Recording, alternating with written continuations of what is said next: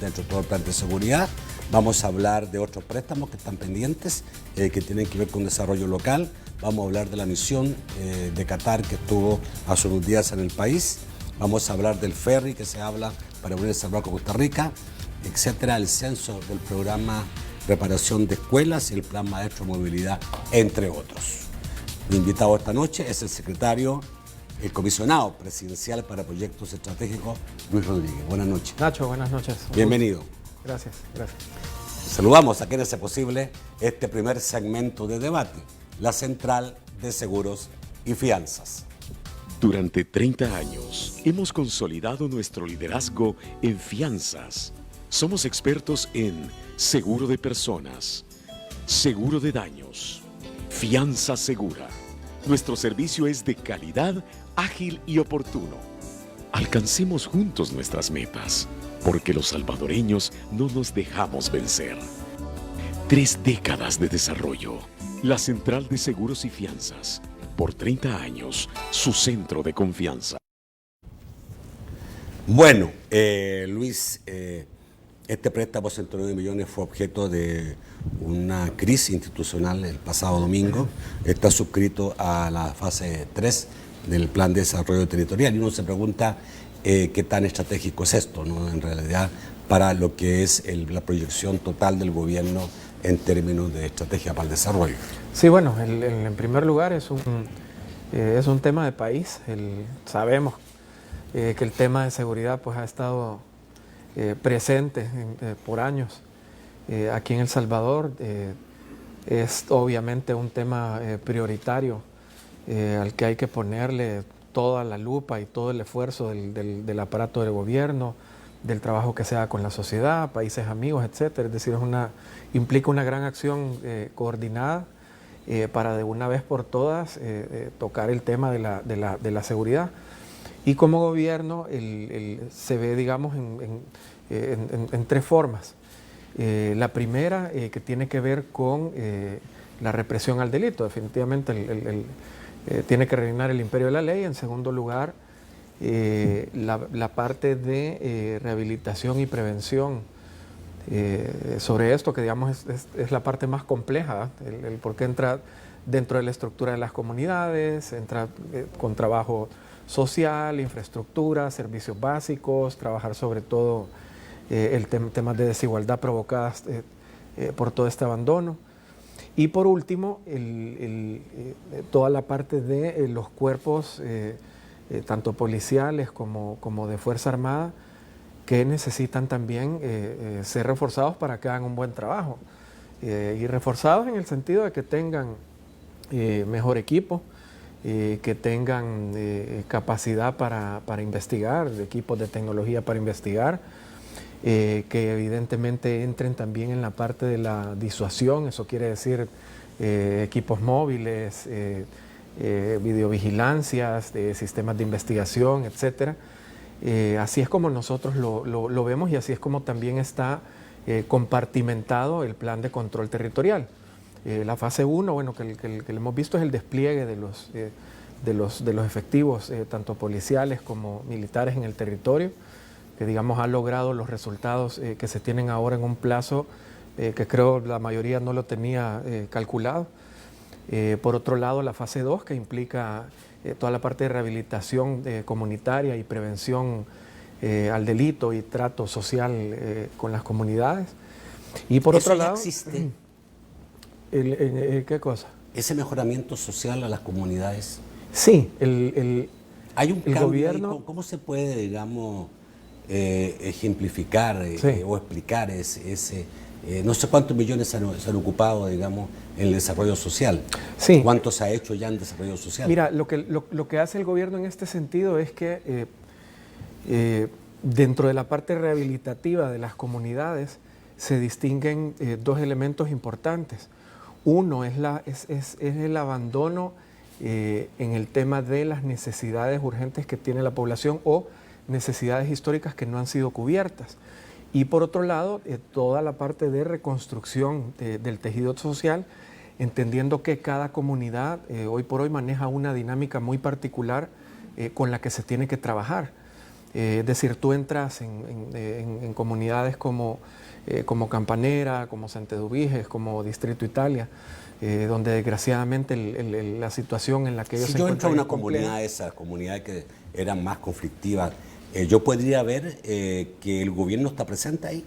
Yo creo que tú lo ves O mucho más que antes, pues siempre ha sí, tenido una presencia. exacto. Tú lo ves en dos formas. Uno, la presencia física del gobierno, y lo otro, la serie de... La presencia física del gobierno, en que, o sea, dejando a un lado a la policía o los militares. Sí, la aquí, presencia del gobierno, ¿en qué sentido? sí, aquí estamos hablando de obra pública, estamos hablando de salud, estamos hablando de educación. O sea, hay mejores calles. Exacto. Es Hay decir, mejor educación. es todo ese trabajo que... Hay mejor unidad de salud en ese sector. Sí, es todo ese trabajo el que tiene que desarrollar el gobierno en función de una sustitución de ¿Que está empezando a liderazgos. desarrollarse o que ya tiene, digamos? No, se empezó desde el primer día. Del primer De día acuerdo, o sea, ya gestión, hay un cambio. Sale todo el aparato. Y lo ves porque vas descubriendo cosas que las comunidades han necesitado de manera histórica. No sé, desde Cárcavas, que estuvieron ahí desde los años 80, que no se habían trabajado, que evidentemente hoy se están trabajando. De temas de acceso al agua que en algunos casos no tenían desde los años 70, y que hoy por hoy pues se está trabajando en que la gente tenga acceso al agua, la recuperación física de escuelas y lo que te permite también la entrada de más niños y el trabajo con los maestros. En el caso agua, Luis, seguimos viendo y seguimos escuchando mucha queja por el agua. Sí. Yo creería que el gobierno tiene planes, pero que pueda, digamos, decir hasta el momento hay un cambio, no hay un cambio todavía. Yo creo que aparentemente. Yo creo que ¿Cómo sí hay se un mide cambio, eso? Nacho, Porque sí. hay que tener cuidado con El medirlo, ¿no? el cambio lo medís por acciones, o sea, y en cierto modo también se tiene que establecer un parteaguas en lo que se tiene y lo que se ha tenido de manera histórica, en qué se ha transformado todo eso, que hoy por hoy es un andamiaje bien complejo de temas que te los puedo mencionar. Y por otro lado, las acciones de corto, mediano y largo plazo que tú tengas diseñadas para contener emergencias o contener crisis que han existido desde hace tiempos, como el tema del abastecimiento del agua, pero que también, por otro lado, eso no te prive de empezar a tocar de manera estructural cosas para ir arreglando o ir moldeando nuevamente la institucionalidad y todos los actores que están alrededor del tema agua y cuál es el rol que cumple cada uno en esto. En cuanto al plan de agua, lo que hemos hecho es segmentarlo en una serie de temas obviamente importantes. El primero es la corporación, ANDA.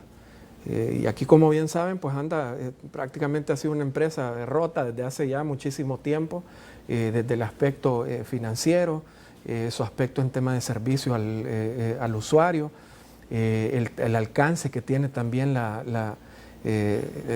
su capacidad hacia la población, ¿verdad? No cubre el 100% de la población. No. Por otro lado, cómo administras también la infraestructura que se tiene y qué calidad de infraestructura es la que tenés que arreglar. En el caso de Las Pavas, por ejemplo, que es, digamos, es una infraestructura simbólica, puesto que logra, en teoría alcanza 1.5 millones de personas en el Gran San Salvador. Tú tenés una capacidad promedio entre motores, filtros, etcétera. Tú tenés una capacidad promedio de un 40%, si no es que un poco menos, para abastecer a 1.5 millones de personas. Mantenimientos que no se dieron, inversiones que no se hicieron, obvio, etcétera. siempre, digamos, el mantenimiento. Y entonces aquí vas por las dos cosas. Uno, el estado en el que están Las Pavas ahorita. Sí, pero la pregunta es esta, en el contexto general del préstamo de 109 millones, que forma parte de un plan mucho mayor, y que es la fase 3, pero ya pasó a la fase 1 y la fase 2, o están implementadas. La fase 1, como dices tú, era sacar más policías y militares a la calle para estar sobre todo en los sectores más conflictivos. La segunda fase era llevar el gobierno a esos lugares. Correcto. Entonces la pregunta es, ¿crees tú que la gente está sintiendo que el gobierno está más presente en las comunidades y que ya empiecen a sentir, digamos, que hay un poco más no mucho se puede decir, pero un poco más de agua, que hay mejor salud, que hay una relación con el gobierno, digamos, que permite ir en busca de los problemas? Yo creo que sí. En busca de soluciones a los problemas. Sí, y quizás ahí sí me puedo remitir también a los números y a los sondeos donde la gente también emite su opinión y ¿Sí? su percepción de las cosas. En ese sentido, el tema de seguridad, el porcentaje de gente que apoya el plan de control territorial, el porcentaje de gente que percibe que la situación está mejorando, y yéndote también a los números puros y duros sobre la disminución radical que ha habido en asesinatos y la disminución, digamos, un poco más progresiva que ha habido en otro tipo de delitos, creo que eso es suficiente material como para decir las cosas están funcionando. No solo puede ser un gobierno decirlo, sí, vamos bien, es también la medición de la gente que nos va diciendo que vamos por buen camino. Todo el plan estratégico del gobierno está basado en un plan de desarrollo mayor. O sea, obviamente, si tú haces acciones estratégicas es para lograr un desarrollo o para mejorar las cosas. ¿Tienes temor a que, porque obviamente ustedes tienen contemplado incluso la inversión extranjera y la inversión local, ¿tú crees que lo sucedido el domingo puede retrasar, suspender o no, digamos, o tener una decisión contraria a invertir en el país en los próximos años, o por lo menos este año? No, de hecho, en el caso de inversionistas, por ejemplo, el día de ayer en la mañana nos vino una nota de parte de Hyundai Infraestructuras, con sede en Corea del Sur. Hyundai Infraestructuras. ¿Automotores? Infraestructuras. Yeah. Hyundai empieza en su historia, un poco para poner en contexto, empieza en su historia trabajando infraestructuras en temas portuarios, luego se van sofisticando mucho más a otro tipo de infraestructuras y luego trascienden a otro tipo de negocios, así como los vehículos.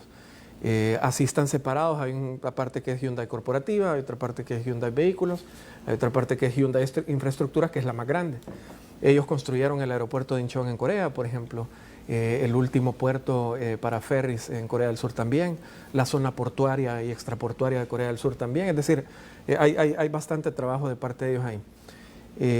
Tuvimos la oportunidad de reunirnos con ellos personalmente 2 veces, y la ministra de Economía también se reunió con ellos. Vino un enviado de Hyundai corporativo hace más o menos unos 2 meses a reunirse aquí. Se reunió con Economía, con Hacienda, bueno, con nosotros, con Transporte, con CEPA, y nos avisaron ayer que ya viene una segunda misión en camino, pero esta vez de alto nivel. Esta vez vienen vicepresidentes de la empresa con objetivos y focos muy principales. En primer lugar, un interés sobre la infraestructura portuaria del país, la estrategia que nosotros estamos manejando, que de hecho la presentamos allá. En segundo lugar, en el tema de aeropuertos, específicamente en el aeropuerto de la Unión. En tercer lugar, vienen también con interés en infraestructura para ferry, siempre en la zona de la Unión. Y en un capítulo muy especial en el tema de desarrollo territorial. Son esos los 4 intereses. Ya estamos ajustando fechas con ellos, ya estamos en contacto directo con ellos para ajustar fechas y preparar agendas. Hace unos días estuvimos con la gente de Royal Caribbean, por ejemplo, con el vicepresidente de Global de Desarrollo, con el director de Desarrollo Portuario, y con el vicepresidente de Relaciones Corporativas Gobierno. Presentamos una propuesta específica para inversión en infraestructuras en la zona del Puerto de la Unión. Vimos obviamente temas de beneficios fiscales que ofrece el país, vimos temas de empleo, capacidad humana, todo el plan maestro que tiene CEPA como gobierno en desarrollo portuario, mercados internacionales. Expresaron su interés, obviamente tuvieron preguntas técnicas más que todo, y nos avisaron que ya se está preparando la delegación de parte de ellos para venir a El Salvador, esperamos dentro de unas 2 o 3 semanas. ¿Para atracar en ese puerto o para qué? Eso no lo podemos revelar nosotros todavía. puesto que para ellos pues, es un tema también de confidencialidad. Lo que sí te puedo decir es que va un tema de inversión en infraestructuras muy específico que obviamente te trae en efecto cascada una serie de efectos colaterales económicos positivos al país. En temas de empleo, por ejemplo, ya es otro tipo de empleo el que se hace. Vamos en el próximo bloque a centrarnos en el puerto de la Unión, que veo que despierta interés, como que el principal foco de interés de El Salvador es el puerto de la Unión. El puerto de la Unión ya sabemos cuánto tiempo lleva sin que se utilice, después que fue terminado y el costo que tiene por el préstamo que se consiguió, pero también vamos a hablar de las limitantes que establece ese préstamo en relación a la utilización del puerto, ¿no? Vamos al corte, ya volvemos.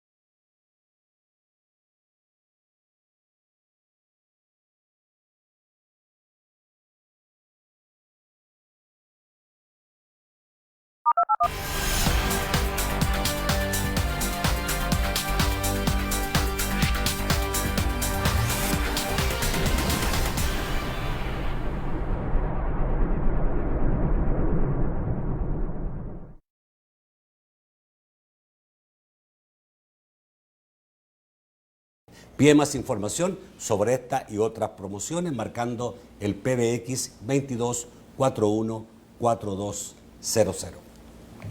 Cosabi, ahorro y crédito, siempre adelante, firme por El Salvador, firme por El Salvador. Solucionamos tus problemas financieros y rentabilizamos tus ahorros. Asóciate al 2241-4200.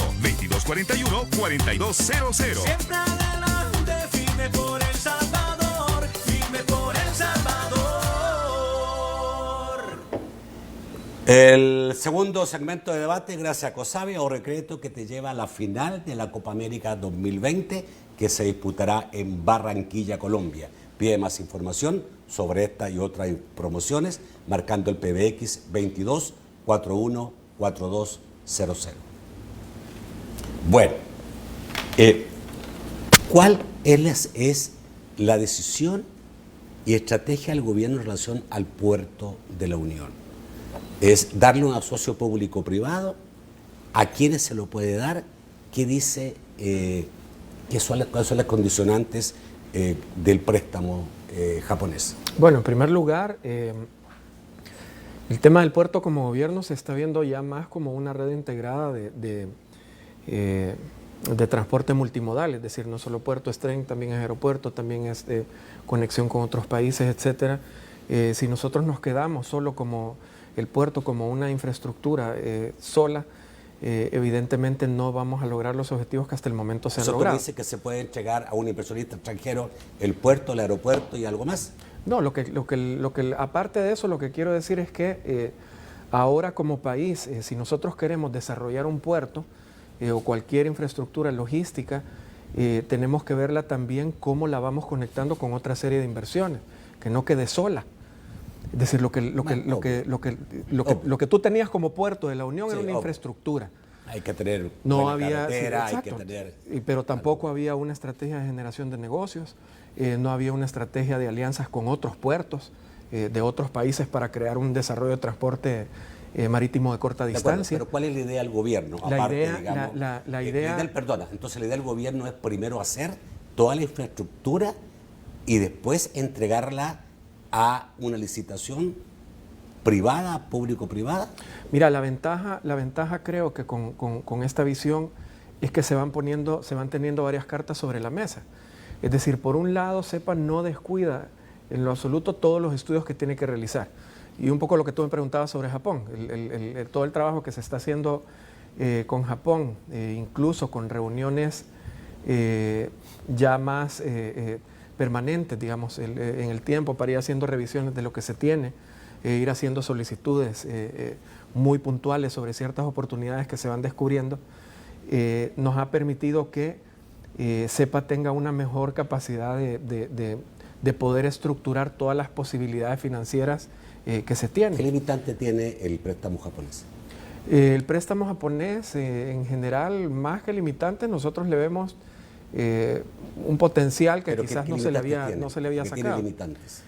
No, en general es el tema de uso. O sea, obviamente te dicen no uso militar.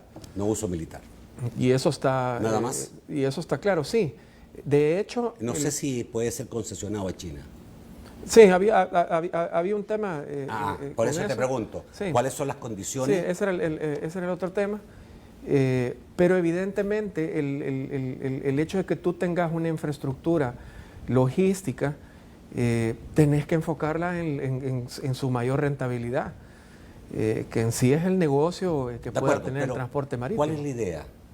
¿Negociar esto con una sola gran empresa transnacional o ir viendo con diferentes cosas? Lo que se va viendo, porque lo estamos que se va viendo viendo, ahí- lo que se va viendo son diferentes cosas. Y, a eso, y regreso al tema de ver ahora el asunto logístico de otra manera, de verlo más integrado.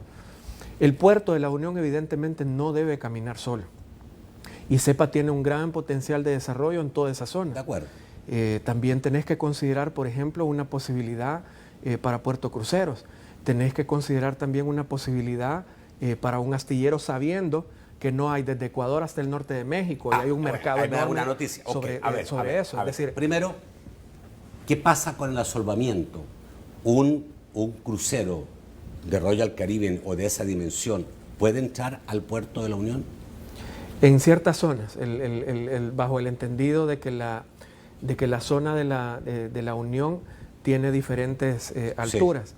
En promedio te da para, si nos vamos a la parte logística, te da para buques Panamax, ¿verdad? Que tienen una profundidad aproximada de 11 metros. Aún así hay zonas que tienen 7 metros ¿Cuánto tiene de un profundidad. crucero de Royal Caribbean como los que los conocemos? 9. 9 metros. 9 metros. O sea, los cruceros, los buques de Royal Caribbean pueden entrar al puerto de la Unión.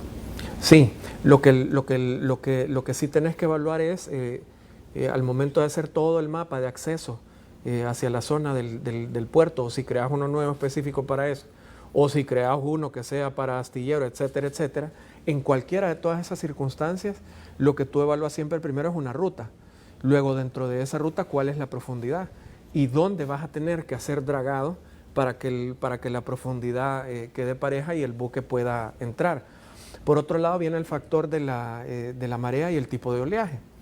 La marea en El Salvador sube aproximadamente 2 metros en marea alta, por lo que también te permite otro tipo de profundidad mucho más amigable y que simplemente se trabaja en base a mareas. Aún así, horas que sube, horas que baja. Exacto. Aún así la opción de dragar siempre existe. Y por otro lado, en la zona de la Unión, y no me voy a ir solo al puerto, es la zona de la Unión, tiene la ventaja que como es una especie de bahía, no tiene oleaje. Por lo que para cualquier negocio que tú tengas de atracadero, funciona perfectamente. Si tú te vas a aspectos de competencia, por ejemplo, cualquier negocio de atracaderos en el Caribe presentan el problema de huracanes. Y al momento de que hay un huracán, se daña la infraestructura y cualquier empresa naviera, la que sea, pierde millones. Por lo tanto, tenemos otra ventaja competitiva. Esos son todos los factores que se están evaluando alrededor de, podría decirte, Ahora, el puerto de la Unión y interés, también la zona portuaria de la Unión. ¿El interés de Royal Caribbean es establecer turismo con El Salvador o no necesariamente turismo? No necesariamente. Esta industria, o sea, la industria en general maneja, si lo queremos ver de esta manera, maneja subnegocios que no solo tienen que ver eminentemente con el tema turístico. Aún así siempre tenés un potencial. Es como cuando tú hablas del aeropuerto. Un aeropuerto te puede tener una ventaja en tema de transporte de pasajeros y te puede tener también otra ventaja en transporte logístico. Okay. La decisión va a ser, ok, ¿qué papel vamos a jugar nosotros en la región? Si es más logístico, si es más pasajeros, si es más... y en el caso de la Unión, perdón, sí es importante reiterar que la visión que tiene el gobierno a partir de CEPA no es solo la infraestructura del puerto. Lo que se está contemplando es toda una zona de desarrollo. Y con Japón, uno de los añadidos que se ha pedido y que ya se está trabajando con este nuevo estudio, que va avanzando muy rápido, es también la parte de la zona de desarrollo territorial. A ver. ¿Japón está interesado en qué? ¿Y en qué está interesado Hyundai de Corea? Hyundai, lo que te mencionaba, eran puertos. Vamos a saber específicamente cuando el puerto. Vamos a saber específicamente cuando en hacer o en construir más pueden construir, les puede de pronto decirte, mira, nos interesa traer un socio para que operemos tu puerto. Como te digo, la ventaja de poder llegar directamente con los inversionistas, con un portafolio de opciones y proyectos y planificados, es que también al inversionista le da la opción de tirarte una contrapropuesta respecto a X. Todo va a partir, digamos, que alguien concesione el puerto. Todo parte a partir de la concesión del puerto. La propuesta que se haga. No. Si la propuesta te dice vámonos a una concesión, vámonos a una concesión. Si te dice nosotros lo hacemos y tú lo operas... ¿El gobierno no ha decidido? ¿Puede ir a hacer que el gobierno se quede con el puerto? Sí, puede ser. Puede ser que suceda eso, puede ser que exista una concesión. O sea, creo que tener varias cartas en este momento nos permite y nos da un mejor poder de negociación a partir de los proyectos que se tienen. En este pueblo de desarrollo estaría también el aeropuerto. ¿Qué pasa? ¿En qué etapa está lo del aeropuerto? El aeropuerto estamos por iniciar los estudios de factibilidad y diseño. Esto te implica que se defina la zona donde, o las zonas ideales donde el aeropuerto esté ubicado, te defina también la demanda y la oferta que exista, no solo a nivel subcontinental, que es América en general, y aprovechar nuestra ubicación geográfica, sino también a nivel transatlántico, digamos. ¿La factibilidad dependería que se haga o no el aeropuerto? Sí, depende uno eso, aunque aún así hay una factibilidad de negocios muy interesante. Por otro lado, lo que también te determina es qué formato le vas a dar. Y dependiendo del formato también se van preparando una serie de estudios financieros donde te va a decir los niveles de rentabilidad que se tiene comparado con los niveles de inversión que se tiene que realizar. Aún así, como te digo, cada una de estas ofertas de infraestructura que nosotros tenemos preparada va a cumplir y va a tener un rol mucho más preponderante siempre y cuando consideremos la siguiente infraestructura: un aeropuerto con un tren que conecta, con un puerto, con una zona turística, con una zona de carga y descarga, con una industria pesquera fortalecida, etcétera. Ahora, ¿cuál es el punto con todo esto? Todos los inversionistas con los que nosotros nos hemos sentado te hacen una primera pregunta con la que ventajosamente pues hemos logrado avanzar nosotros bastante rápido, y es cómo está la seguridad en el país. Y el tema de seguridad es clave, tanto para temas sociales de nuestra población, que implica vidas, así como también para temas de atracción a la inversión y desarrollo económico. Aunque le preguntan básicamente qué seguridad darían ustedes a toda esta zona, ¿no? En general te hacen una pregunta macro primero: ¿cómo está el país en sus índices? Obviamente ven y también buscan, analizan y vas teniendo una discusión alrededor de eso. ¿Cuánto es la inversión que ustedes esperan hacer este año 2020?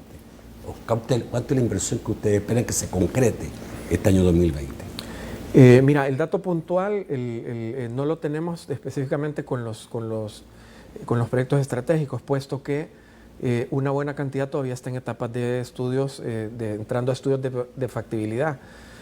Cuando tú tenés el estudio de factibilidad, ahí te determina de manera muy puntual el nivel de inversión que se va a realizar en cualquiera de los proyectos de infraestructura. Yo podría darte ahorita un monto de un aeropuerto X, pero probablemente el estudio te va determinando un costo más barato o un costo más caro, y fuera en este momento irresponsable darte puntos y comas sobre los montos puntuales que tenemos nosotros con cada uno de los. Pero no se esperaría que el proyectos. 2020 sea muy significativo, seguramente el próximo año sí. Va a ser muy significativo. ¿Va a ser muy significativo? Sí, porque cuando tú entras ya en una etapa de factibilidad es cuando ya tenés el proyecto a detalle y vas a entrar en una siguiente etapa ya. O sea, se puede de contar diseño y antes que construcción. empiece. Sí, correcto. Sí. El caso de la misión de Qatar, que vino el 21 de enero, Sí. ¿por lo mismo? Es básicamente lo mismo. Hay un interés muy puntual que surgió de la visita que hicimos nosotros a Qatar. Tuvimos una reunión con el ministro de Infraestructuras de Qatar. Él dio la línea para que Q-Terminals, que es la empresa que opera los puertos en Qatar y en otros países de Asia, viniese al país para conocer la visión que tenemos como gobierno, para ir a ver la infraestructura que se tiene, para tener una discusión con el equipo técnico de CEPA ya en temas muy técnicos. Y por el momento ellos están preparando una contrapropuesta de inversión sobre el puerto de la Unión en específico. Y radicaste en lo mismo. O sea, Al final puede que sea Qatar o Corea o Japón. Sí, es decir, la ventaja es que cuando tú tenés 4 o 5 jugadores fuertes, importantes, que creo que no sucedía, y sobre todo en el Bueno, me acuerdo que en el Nabil, puerto de la cuando era Unión. vicepresidenta, sí hablaba, digamos, y dio la información de varias empresas interesadas en el puerto de la Unión, cosa que después no se concretó. Sí, ya que llegaron. Es decir, el Aquí venía un punto, gobierno del FMLN. sí, Ya. el punto, por ejemplo, cuando hablamos del tema ferry, que es digamos, un avance importante que ha hecho el gobierno a través de CEPA, con el ferry, ¿desde hace cuánto tiempo se venía hablando de este proyecto? Tanto el presidente Nayib Bukele, así como el presidente Carlos Alvarado, se sentaron el 1 de junio, un día antes, definieron que eso era prioridad para ambos países. A partir de eso comenzamos una serie de Déjame ir al reuniones. corte. Porque Bueno, dale, yo te continúo. Para que hable un poco más sobre el ferry. Dale. Ya volvemos.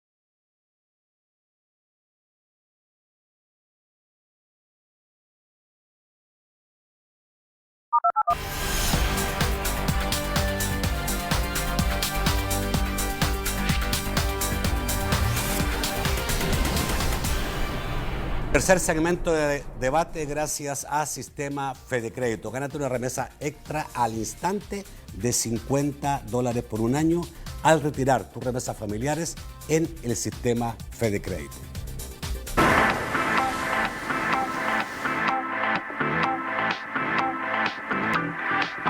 Mis pagos los hago yo. Hasta en la tienda, brother. Las cajas de crédito y los bancos de los trabajadores del Sistema Fedecrédito estamos en 195 municipios del país para ayudarte siempre, hasta donde quieras. Sistema Fedecrédito, queremos darte una mano. Bueno, rápidamente lo del ferry, porque aquí tengo otros temas también. Ese ferry, ¿cuándo empieza a operar? ¿Quién va a comprar el ferry? ¿De quién va a ser el ferry? ¿Del Estado? ¿De Costa Rica? ¿De El Salvador? ¿De una empresa privada? ¿Qué es? El ferry, de hecho han venido aquí más o menos unas 5 veces la empresa llamada Desacarga, que es capital costarricense. Ellos estarían comprando el ferry, de hecho ya lo compraron. Ah, está comprado Sí, el ferry. el ferry va a ferry- ser una empresa costarricense. Sí, el ferry les viene, creo que en unos 3 meses más o menos, es el cálculo que ellos tienen. De hecho, nosotros colaboramos en toda la parte de fondos que ellos necesitaban para poder adquirirlo. Incluso en el tema de cooperaciones, El Salvador tuvo un papel importante en colaborar con Costa Rica, directamente con la empresa. Básicamente ya solo están esperando a que el buque venga. ¿Cuáles son las y empezar. dimensiones de este? ¿Qué tamaño es el buque? Mira, que el va a tamaño, llevar? el tamaño no lo tengo bien. ¿Es un por el ferry momento, grande o pero un ferry pequeño? te agarra 120, máximo agarra 120 furgones con cabezal. ¿Verdad? Que es una O sea, buena... tiene capacidad para transportar camiones. Sí, ya vienen con todo y cabezal. Entonces lo que hacen es que se suben en Costa Rica o en El Salvador, lo llevan más o menos unas 14 horas, que normalmente les tomaría 4 días, si es que no le cierran una frontera. Les toma unas 14 horas en promedio, desembarcan en El Salvador y se van ya se van en carretera. Por eso es importante el tema de considerar que estas infraestructuras van con transporte multimodal. Ok, entonces, el efecto básicamente del ferry es mejorar el transporte de carga. Exacto. Te lo mejora en tiempos, lo mejora en precios y sobre todo en costos y calidad de los productos. Ya te permite, por ejemplo, que los productos refrigerados se muevan mucho mejor y no estén tantos días en tanta Y frontera. estamos hablando de un comercio del Salvador-Costa Rica. El Salvador-Costa Rica por el momento, aún así ya CEPA está preparando la siguiente fase, que es ya conectarlo con Guatemala, conectarlo con Panamá, y estamos viendo también la opción de llegar hasta... Ok, hasta económicamente es factible, es importante para el transportista, en vez de irse por carretera, subirse al ferry. México. Total, imagínate 4 días contra 14 Sí, pero horas. hay costos, ¿no? Sí, hay Diferente. costos. De hecho, CEPA, hace como un mes, más o menos unas 3 semanas, tuvimos una reunión con un equipo de Coexport y de la Cámara de Comercio también, donde pues se explicó el proyecto, estaba incluso la embajadora de Costa Rica, y lo que mencionaron los empresarios en ese momento fue, mira, te aseguro que vamos a necesitar un segundo ferry. O sea, la factibilidad para el ¿Es bastante empresario. fuerte el tráfico de carga Lo que entre El pasa- Salvador y Costa Rica? Sí, es fuerte y sobre todo ¿Carga también que viene de Panamá? ese es el punto, que no solo es un proyecto, digamos, de 2 países, al final es un proyecto regional De todas que maneras, tiene cuando que ser empiece el considerado. puerto seguramente van a ir por barco también. Exacto, es lo mismo que te dijéramos en el caso del tren y Acajutla, Guatemala. Ya. Conectar, son más o menos 22 kilómetros que se va a conectar la zona de Acajutla con la frontera con Guatemala. Por lo tanto, ya la exportación llega incluso hasta Estados Unidos. Ya no es una relación El Salvador-Guatemala, Ok. ya es un proyecto regional. El préstamo de 200 millones que está pendiente de aprobación para proyectos de desarrollo local, ¿en qué etapa está? Esa es una situación la verdad es que bien lamentable y penosa. ¿Por qué? El Banco Mundial abrió una línea de $200 millones inicialmente, para luego irse incrementando, incluso llegar a los 1.200 millones, que fue lo que pidió el presidente de la República, y ellos lo ofrecieron, iniciando con 200 millones enfocados en desarrollo local, desarrollo territorial. básicamente que te cubriese, que tuviese una partida que cubriese necesidades urgentes, la infraestructura de agua, ¿verdad? Tengo Ese entendido tipo. que es un préstamo de 200 millones para ir en auxilio de la alcaldía, Exacto. para mejorarle su sistema, digamos, de poder operar y también para algunas obras que ellos requieran. Y con diseñar, mayor urgencia. diseñar proyectos tanto locales como regionales. Es decir, pueden entrar 3, 4 alcaldías de la misma zona, encuentran un proyecto rentable y Ok. le entran. ¿Qué Ahora, pasa con este proyecto? ¿Cuál es el problema? El Banco Mundial lo que dice, bueno, el asunto va a pasar así. Los 200 millones se le dan al Ministerio de Desarrollo Local de El Salvador. Las alcaldías van a diseñar su proyecto, se lo van a presentar al Banco Mundial, Sí. el Banco Mundial le va a ayudar, una vez eso esté ok, le dan la línea a desarrollo local para que desembolse el dinero De acuerdo. y el proyecto se realice. Ahora, ¿cuál es Pero el ¿qué problema? pasa con la aprobación? Cuando el proyecto se presenta en la Asamblea Legislativa, y aquí va el factor común con fase 3, etcétera. Cuando el proyecto se presenta en la Asamblea Legislativa, los diputados dicen no, que el dinero se entrega a cada una de las alcaldías. El Banco Mundial dice, señores, somos el Banco Mundial. O sea, esta es la forma transparente, esto es lo que se ha definido desde Washington, esto es lo que se ha aprobado, el sistema, nosotros vamos a estar ¿Cuánto encima de todo esto. fue esto? A ver, Lo tenemos. explícame la fase legislativa. ¿Cuándo fue entregado ya como solicitud de préstamo? Mira, se presentó, si no me equivoco, 3 veces el año pasado.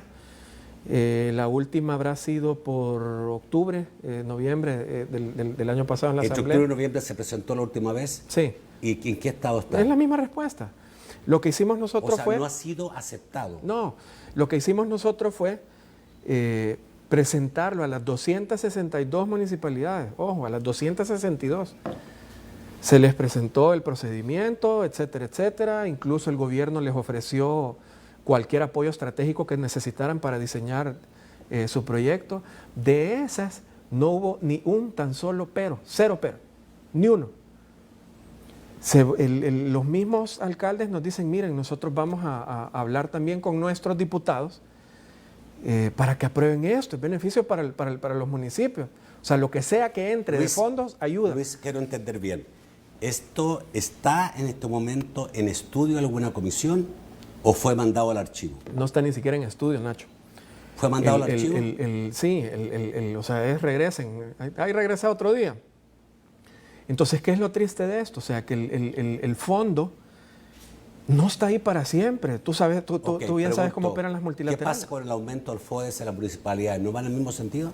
Va en el mismo sentido, pero, ojo, si yo Porque tengo ahí 100, son 200 millones si más yo que tiene tengo la 100, si alcaldía. yo tengo 100 acá y tengo 100 acá y me suma 200, es mucho mejor que tener solo 100 aquí. Pero espérate. Es decir, bajo cualquier Recién circunstancia para este es presupuesto importante. este año, el presupuesto ordinario de la Nación incluyó el aumento del FODES en 200 millones para la alcaldía, con los fines, digamos, de desarrollo local. Bueno. Entonces, no. Llevando 200 Ahí millones. tendremos el gobierno dudas. viene y presenta otros 200 millones, a pesar que se oponía al FODES, ¿no? Acuérdate que hubo un problema ahí. 108 millones. ¿No tiene que ver también eso en decir, cuidado, o sea, no podemos tampoco estar aumentando el endeudamiento así nomás? Sí, no debería de ser. ¿Cuántos municipios tenés en pobreza multidimensional?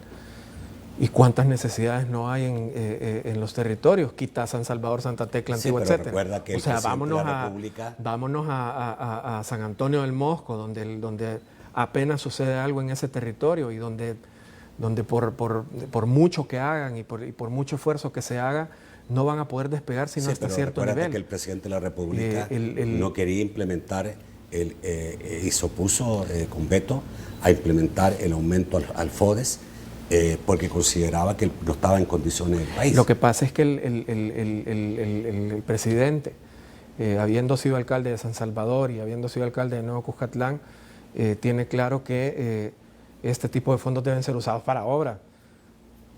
Y estamos claros que una buena parte del FODES que se entrega no es usado para obra. Pero ese aumento tiene una ley específica que debe ser usado para obras. Sí, el punto con esto es que al final, si tú le reinyectas de alguna otra manera, tú le reinyectas a un municipio, sobre todo en niveles de pobreza multidimensional importante, si tú le reinyectas otro fondo acompañado de una carpeta decente de proyectos, acompañado de una institución. O sea, como el Banco básicamente, Mundial, si lo hace el gobierno es más fiable. ese es ganador.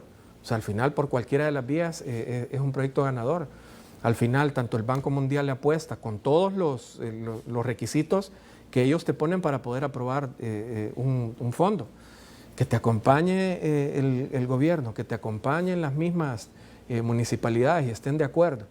Y aunque sus propios alcaldes hayan mencionado todos los beneficios que esto trae y el diputado te diga no, definitivamente Voy a es una preguntarle desgracia. a los diputados de Comisión de Hacienda por qué Preguntarlo. no han aceptado este préstamo. Y otro punto importante es que eso no es para siempre. Es decir, si nosotros perdemos ese fondo, viene otro país y lo agarra. Okay. Y el siguiente que nosotros vayamos a buscar va a tener el doble de problemas que lo que se tiene ahorita. Ok, Luis, se me acabó el tiempo, creo que me queda 1 minuto, 2 minutos como máximo. Tengo entendido que se está haciendo el censo para la reparación de escuelas. Correcto. ¿Cómo está eso? Porque hay un proyecto que se llama Mi Nueva Escuela, que está siendo inducido por el gobierno. ¿Y qué pasó con este censo? ¿Ya está hecho o no? ¿Se termina ya cuántas escuelas van a mejorarse? ¿Qué tipo de mejoras van a tener? ¿Y dónde van a estar esas escuelas, no?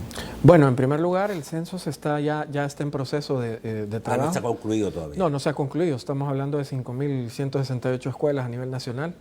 La idea con esto es tener información sobre el estado de las infraestructuras y las zonas aledañas a las escuelas, poder tenerlo también georreferenciado ya de manera muy puntual y poder tener todo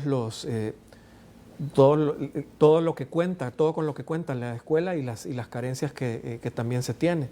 A pesar de que es muy lógico, no es una información que se tenga hoy por hoy. Hablábamos de lo de los problemas estructurales, hablábamos de lo de seguridad en problemas estructurales, en educación tenemos lo mismo. Y uno es el tema de la información para poder apostar los mejores presupuestos.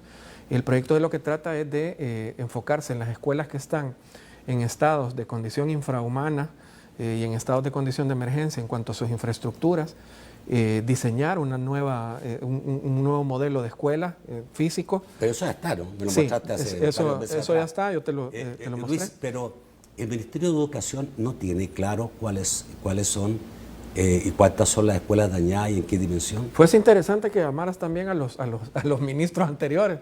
Ajá. Para que te explicaran bien si hay o no. ¿Verdad? Nosotros encontramos toda esa carencia de información, y lo más sensato es que, a pesar de que logres empezar un proyecto con lo que tenés a la mano, ¿verdad? Con las escuelas que ya sabes que están así, lo más sensato es tener información, e incluso que esa información quede ya en el tiempo para cualquiera que llegue pueda tomar las mejores decisiones. Eso es uno de los tantos problemas, y al final, al momento de tener una infraestructura nueva, te facilita mucho más instalar una agenda educativa, tanto estructural, el sistema educativo como tal, o el cambio que esté realizando el Ministerio de Educación, así como también agendas complementarias. Te permite que el niño esté todo el día en la escuela. Como se me acabó el tiempo, rápidamente. Ojalá que los diputados no vayan a poner otro pero con eso, pero evidentemente ¿Este es otro préstamo? Son proyectos que ¿Es otro impactan. préstamo este? Una parte se está estructurando a nivel de préstamo, otra parte nos está ayudando la ONU a través de CEPAL a conseguir donaciones alrededor del mundo. De hecho, te adelanto, Mi Nueva Escuela va como modelo de CEPAL a nivel latinoamericano, como proyecto, como modelo de proyecto de éxito, y vamos a competir también a nivel mundial en los fondos ODS, puesto que el proyecto impacta en absolutamente todos los ODS. Falta tiempo para que esto se haga una realidad, ¿no? Dentro de poco nosotros estamos ya por lanzar el plan piloto, que estamos esperando crear 10 nuevas escuelas, desde la parvularia hasta bachillerato. Se están terminando la última etapa que estamos ahorita, bueno, son 2. Una es la nueva agenda educativa complementaria, y 2, ya se están preparando todas las carpetas técnicas para poder instalar. Bueno, vamos al corte, volvemos rápidamente con sus comentarios y sus preguntas.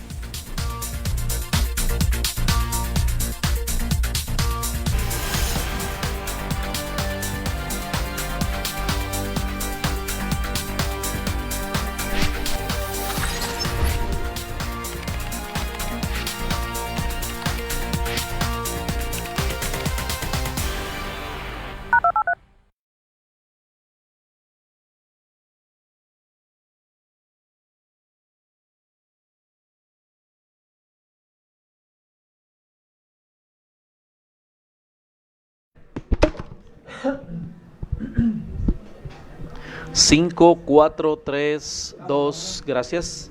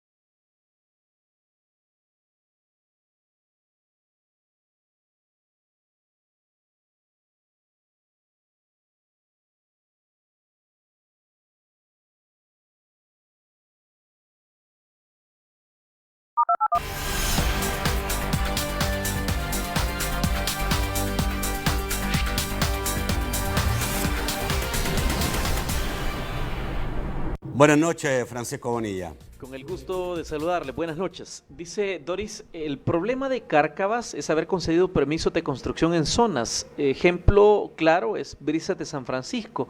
Esa colonia cuesta miles de millones. Se han reforzado cantidad de bóvedas. En el año 2000 se gastaron alrededor de 15 millones de dólares, afirma Eli Doris. Dice Emilio Monterrey, ¿qué opina su invitado de hacer un tren moderno y rápido desde la Unión hasta el Atlántico guatemalteco? Un proyecto binacional que pueda competir el Canal de Panamá. ¿El presidente de Guatemala está abierto a eso o le consulta? Dice Tugrio, con la imagen reflejada el día domingo, dudo que quieran invertir en el país. Antonio Cuellar dice, por cuestiones de trabajo, visito colonias del norte de Sonsonate y he comprobado que este año se tiene agua a las 24 horas, antes solo 2 horas al día. Los diputados no dan préstamos porque no les conviene a las empresas que negocian a través de la inseguridad. Y Héctor López Orellana dice, es una pena perder el fondo del Banco Mundial, el cual debe de ser ejecutado con criterio de desarrollo territorial y no por distribución municipal. Vamos al estudio para las respuestas. Ok. Bueno, creo que con lo de Brisas de San Francisco tocamos un tema que hablamos al inicio y son todos estos problemas estructurales que se han tenido como país y que parte de la acción del gobierno es enfocarse en parte en eso, en resolverlo. El MOP pues llegó a Brisas de San Francisco y están ya haciendo un trabajo positivo. Ahora yo digo una cosa, yo no sé cuánto le cuesta al Estado las Cárcavas, pero seguimos construyendo donde quiere el constructor. ¿Cómo hace el constructor para lograr ese permiso? O los funcionarios que otorgan los permisos son muy incompetentes o son corruptos. No cabe duda. Porque aquí se construye en partes que es imposible construir, sí, que no se deben construir. Sí, ahí yo vuelvo a lo mismo. Yo creo que fuese interesante y hay algunos que son el problema es que gurús y todo eso, que fueron funcionarios en el pasado.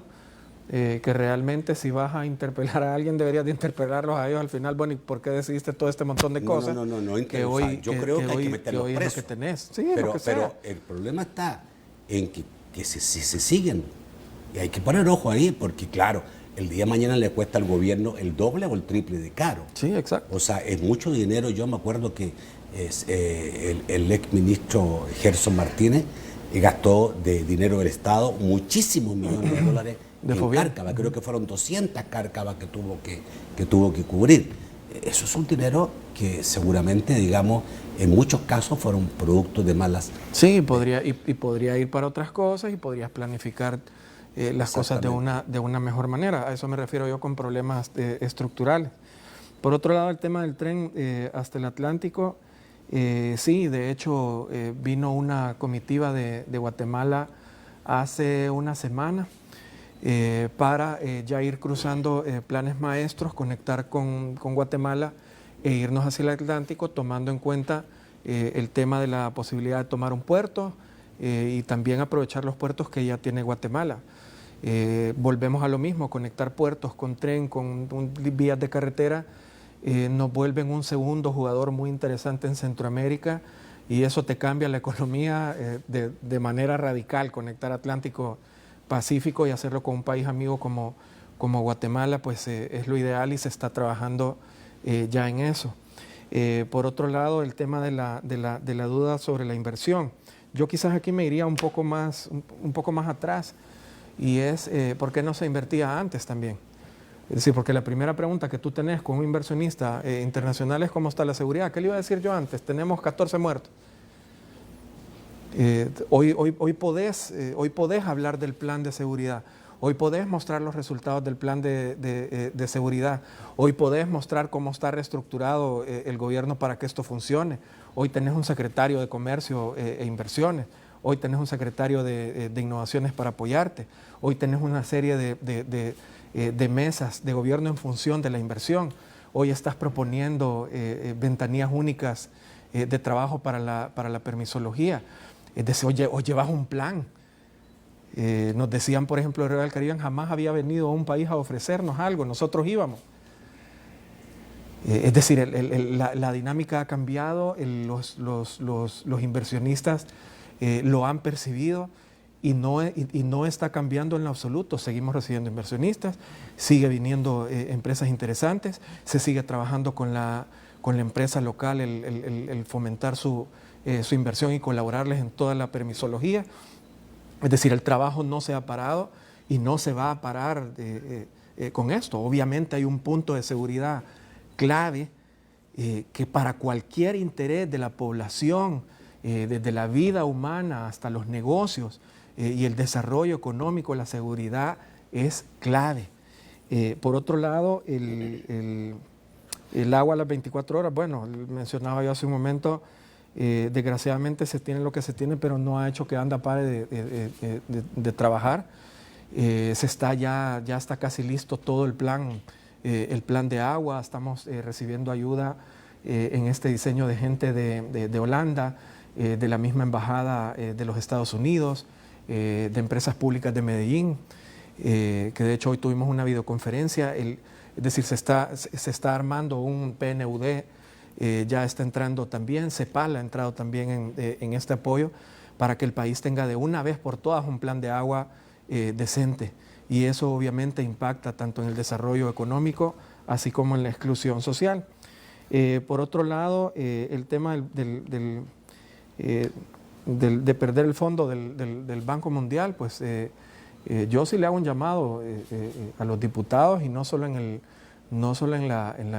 para la fase 3 del plan de control territorial, sino también para el tema del desarrollo local.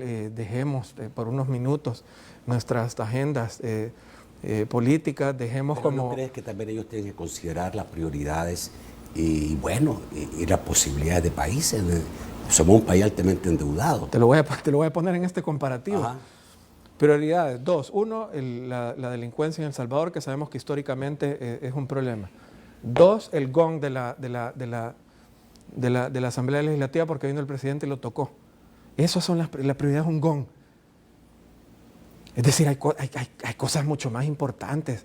O sea, ¿qué te cuesta? Bueno, ok, pasó este problema. Miren, nosotros tenemos esta propuesta también para el país como Asamblea Legislativa. Hemos sentado expertos, hemos hecho esto.